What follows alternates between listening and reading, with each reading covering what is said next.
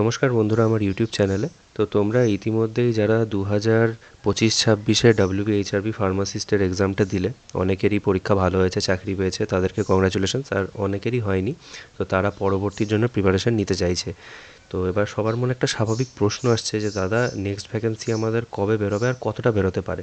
তো দেখো, আমি তোমাদেরকে কিছু জিনিস বোঝাতে চাই, তোমরা ভালো করে জিনিসটা বোঝো। আমি এই যে ডেটাগুলো এখানে কালেক্ট করেছি না, এই সমস্ত ডেটাগুলো আমি ইন্টারনেট থেকে কালেক্ট করেছি, তো একটু 19-20 হতে পারে ডেটাগুলো।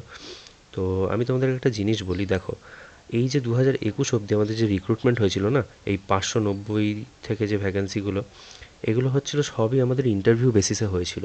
এবং তোমরা দেখতে পারবে যে 2018-তে একটা হিউজ ভ্যাকেন্সি নেওয়া হয়েছিল। 590টা ফার্মাসিস্ট নেওয়া মানে কিন্তু একটা বিশাল বড় ব্যাপার একটা স্টেটে। তার পরের বছরই তোমরা দেখতে পারবে ভ্যাকেন্সি কমে ডাইরেক্ট 16 হয়ে গেছিলো, এবং তার পরের বছর 90। ঠিক আছে, তারপরে এখানে 3-4 বছর আর কোনো ভ্যাকেন্সির গল্পই নেই। 3-4 বছর আর কোনো রিক্রুটমেন্টই নেয়নি। এই 590 যেবার গেছিলো, সেবার আমাদের 74-76 কাট অফ গেছিলো। এখানে আমাদের দেখতে পারো কাট অফগুলো আমি তোমাদেরকে দেখিয়ে দিতে পারি। আর তার পরের বছর যখনই ভ্যাকেন্সি কমে গেছে, তোমার কাট অফ দেখো 80+ চলে গেছে ডাইরেক্ট, 77। পরের বার দেখো আবার 76-78, আবার এখানে কাট অফ হাই। আবার এই যে এই বছরটা গেল, কাট অফের রেঞ্জটা 72 যারা পেয়েছিল, 72 থেকে 88 এরকম রেঞ্জের মধ্যে ছিল। তো তোমাদেরকে একটা জিনিস বুঝতে হবে, যখনই তোমরা দেখছো যে আমাদের একটা হিউজ ভ্যাকেন্সি নিচ্ছে, তার পরের বছরই কিন্তু ভ্যাকেন্সি কমে যাচ্ছে। আর এটাই স্বভাবত স্বাভাবিক, সব জায়গায় এরকমই হয়ে থাকে। ঠিক আছে, যখনই একটা হিউজ ভ্যাকেন্সি নেওয়া হয়, তার পরের বছরগুলোতে লেস ভ্যাকেন্সি নেওয়া হয়। এই বছর আমাদের 350টা ভ্যাকেন্সি নিয়ে নিল। এবার অনেকে বলছে যে 2026 সালে নাকি 500+ ভ্যাকেন্সি দেবে। আমি বলবো যেটা কোনো দিনই সম্ভব না।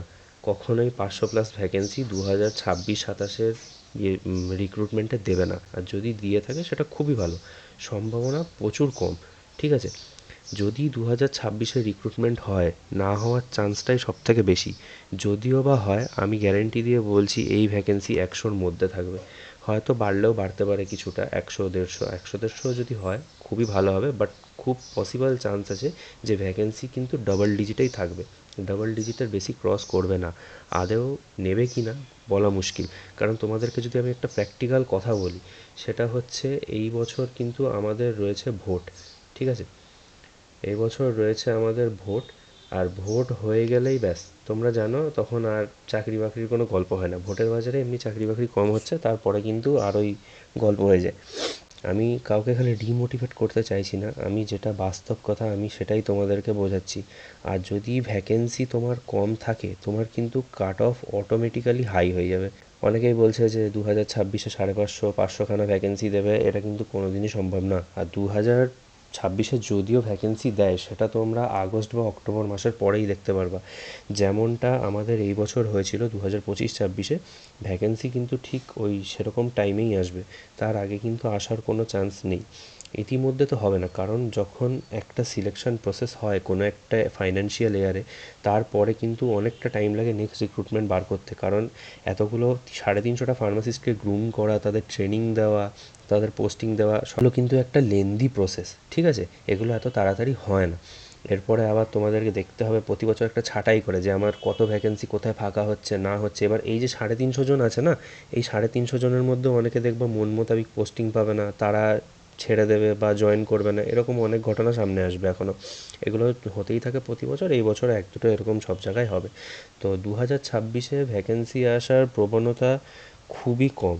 যদিও আসে, আমি বলবো প্রচুর লো ভ্যাকেন্সি হবে, আর সেখানে হাই কাট অফ যাবে। ঠিক আছে, একটা কথা বলতে চাই, যেহেতু 2026-এ যদি 50টার উপরেও ভ্যাকেন্সি দেয়, তাহলে আমি বলবো সেটা খুবই ভালো। 50টার উপরে ভ্যাকেন্সি দিলেও ঠিক আছে। তো তোমরা তোমাদের প্রিপারেশন কিন্তু এখন থেকেই শুরু করো। একবার সিবিটি এক্সাম হলো, সিবিটি এক্সাম থেকে আমরা বুঝতে পারলাম যে কেমন কোশ্চেন আসতে পারে, কেমন লেভেলে আমাদেরকে পড়াশোনা করতে হবে, কী রকমভাবে অ্যান্সার করতে হবে, স্কোর করতে হবে। তো এটা একটা খুবই ভালো অভিজ্ঞতা আমাদের জন্য হলো। এই অভিজ্ঞতাটাকে কাজে লাগিয়ে প্রিপারেশনটাকে চালিয়ে যেতে হবে। আমরা যদি এখন থেকে প্রিপেয়ার না হই, তাহলে সামনের বছর বা তার পরের বছর 2027-28-এ যেই ভ্যাকেন্সিগুলো আসবে, সেগুলো কিন্তু আমরা পারবো না। আমরা যদি ভাবি যে আগে ভ্যাকেন্সি দেবে তারপর পড়া শুরু করবো, ততক্ষণে কিন্তু অনেকটাই দেরি হয়ে যাবে। প্রচুর টাইম লেগে যাবে।